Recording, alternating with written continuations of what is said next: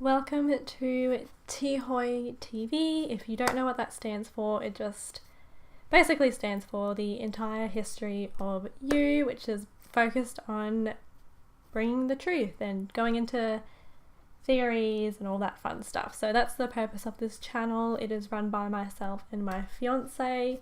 He will be making separate videos. I'll be making separate videos.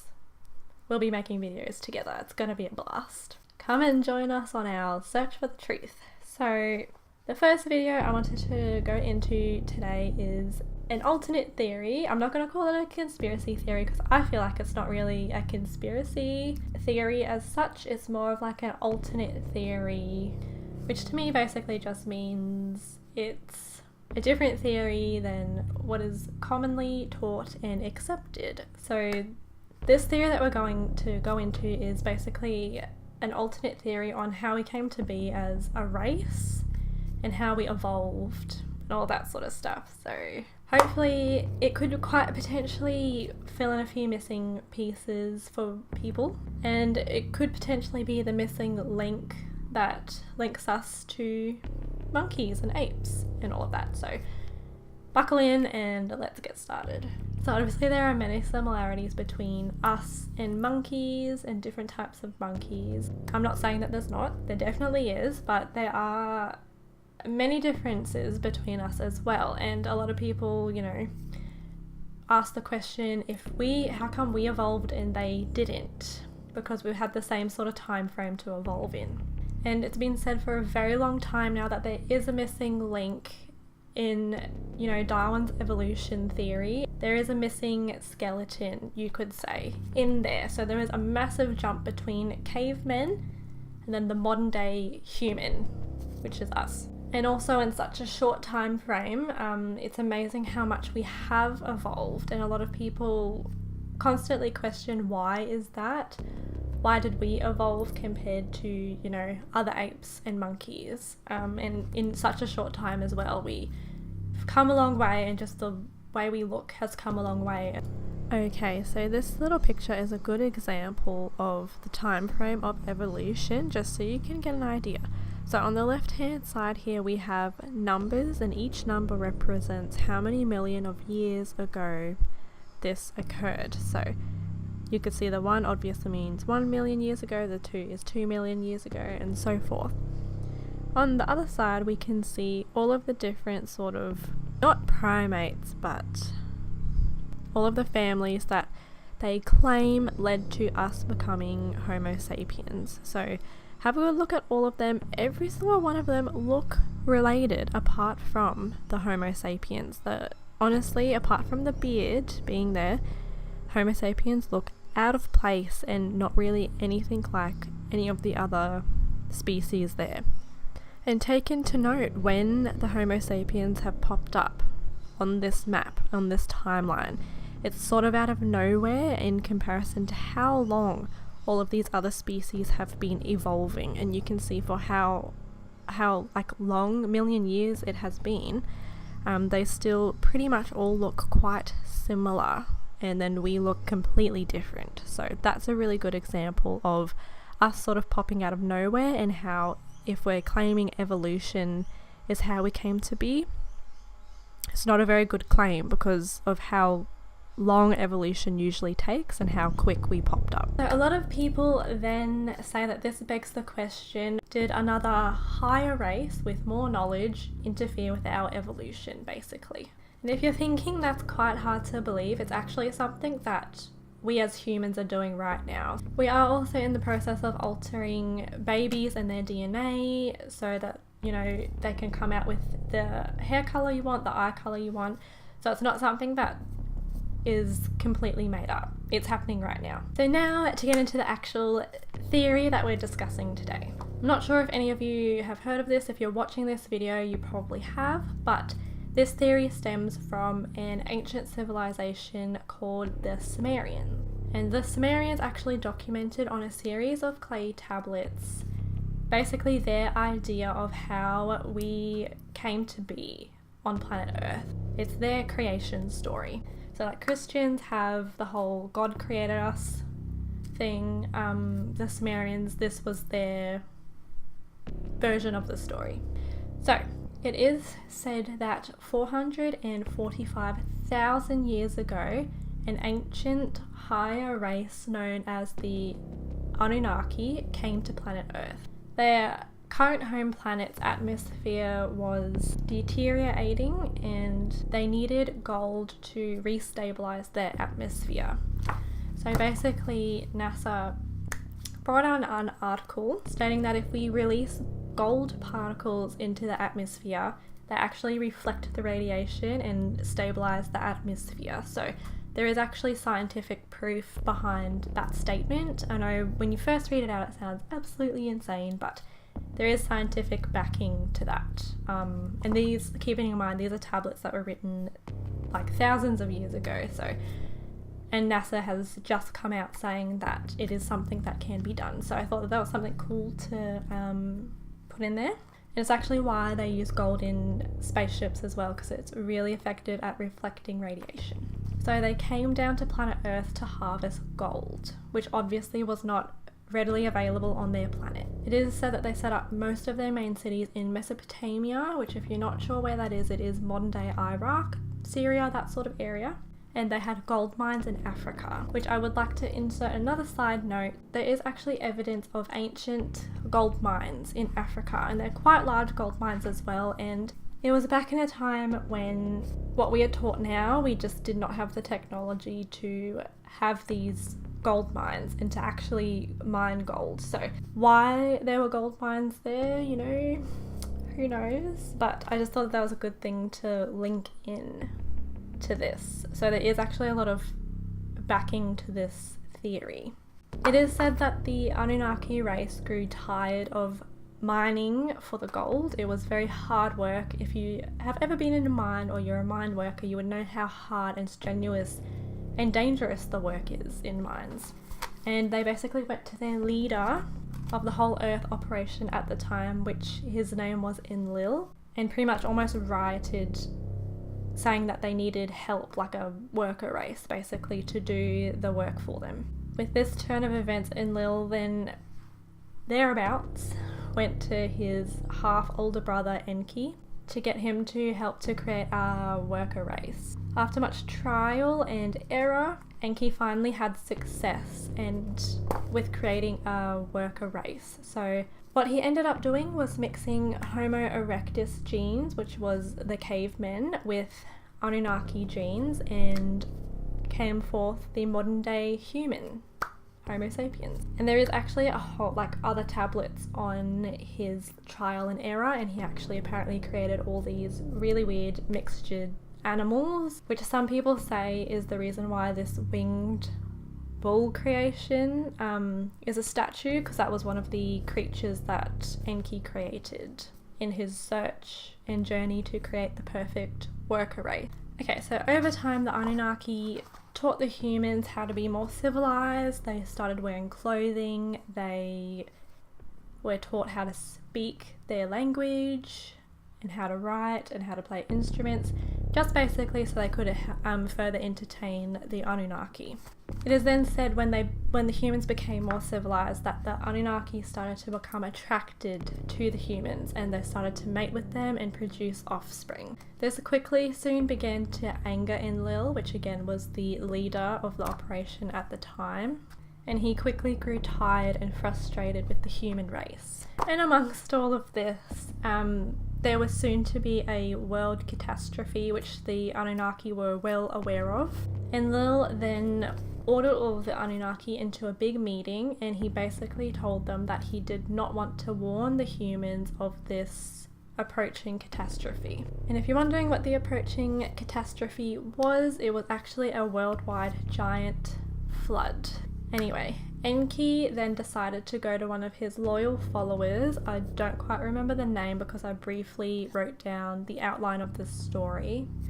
But he went to one of his loyal followers and warned him to build, some say to build like a spaceship, others say just to build a ship or a submarine, along those sort of lines, some sort of ship to store animals on, humans, all of that sort of stuff, so life could go on Earth after the Great Catastrophe, because Enki had developed such a love for the humans that he had created. And then it is said as the catastrophe was coming, the Anunnaki fled to their spaceships, were circling the Earth watching the destruction happen, and they were crying because they had become so attached to the humans. But due to Enki's warning, some of the humans survived, much to the Anunnaki's surprise, and they lived on and thrived on planet Earth. And it is said that the Anunnaki decided to let them be, Enlil decided not to wipe them out completely in another way, and the Anunnaki did promise a return to planet Earth. However, it is unknown when exactly that will be. So that was a really quick, brief overview of the whole story. It is a massive story that spaces over 12 tablets. I will at the end of the video let you know where you can read the full story in more depth, but just to cut it down, that was basically the rough timeline of events in their creation story. Now, as I said, this came from the Sumerians. So who were the Sumerians if you're not too sure? Now, I personally was never taught about the Sumerians in high school here in Australia or throughout any of the schooling here, and a lot of Americans that I've watched videos of have said the same thing. The Sumerians were never taught in depth, and that raises one question as like why they weren't taught of. They were such a important race for the human race. I'm saying race like way too many times. Basically, the Sumerians were the first documented civilization. So not like caveman style, but the first civilization to have like a structure. So buildings, like all that sort of thing. They had like a system. And along with that, their language is not related to any other language on Earth. So most languages are related in like a tree. The English language is made up of French words, a whole jumble of words. Every language is closely related on this big tree. But the Sumerian language is not related to any other language ever on Earth. It's completely foreign. No one knows where it came from or how it formed. And their writing system is known as cuneiform. So they use like these wedge-shaped reeds to imprint, not really pictures, but like almost pictographs at the same time, that sort of thing. It's not actual like words or anything. They also were the civilization to have many firsts. I should have written this down more thoroughly, but they basically were the first for like farming. They invented like the plow, the wheel, all that sort of stuff came from the Sumerians, also irrigation systems and all of that as well. And they also had a vast knowledge of space and our solar system. So if you think about it, like most of the planets in our solar system you can't see, they just look like stars. There's no way to tell that they're actually like a big planet. However, the Sumerians are documented to have known that they were planets. The Sumerians actually said that there are 12 planets in our solar system that are circling the sun. So obviously at the moment there's no 12th planet. We are actually in the process of searching for another planet. It's supposed to be this giant planet, and that's how the Sumerians documented the 12th planet to be, this massive planet, and that's actually something that we're looking for right now. And this is something that they documented about.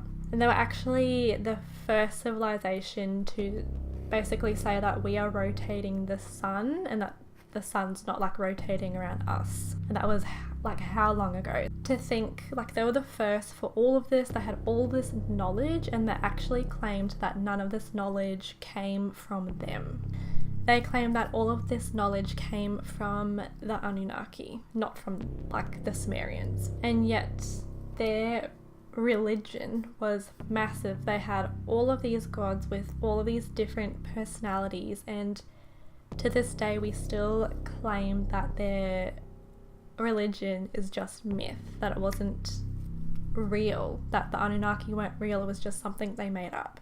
And their gods were also pictured wearing things like watches, holding handbags, and none of that was around back then. So like, you know, just what were these things on their wrists that coincidentally look like watches? And they would like document that they lived on Earth with their gods, the Anunnaki. Like physically, they would describe them physically being there. And no matter how smart the Sumerians were or how many firsts that they brought us as humans, we still think of their religion as myth and of this creation story as just myth. So what do you guys think about that creation story? Is it true? Does it have some truth to it, do you think? Or is it just all myth and they just made it up?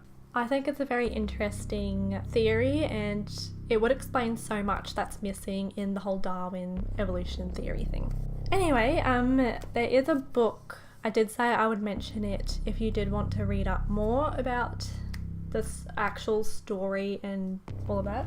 So there are a few different places you can go for different translations of this story. Obviously, with each translation, the story does differ greatly, pretty much.